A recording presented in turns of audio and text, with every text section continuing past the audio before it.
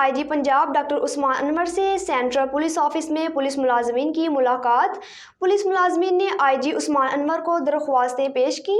مزید تفصیلات bureau chief Lahore میاں کبیر احمد کی اس رپورٹ میں۔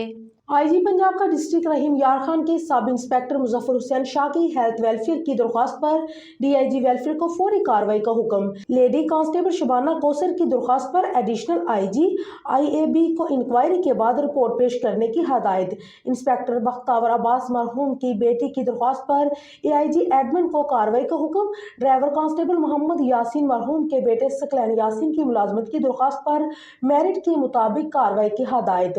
جونیئر کلرک طیبہ حسن اور رخسانہ موسیٰ کی درخواستوں پر اے آئی جی ڈیولپمنٹ کو کارروائی کا حکم دیا۔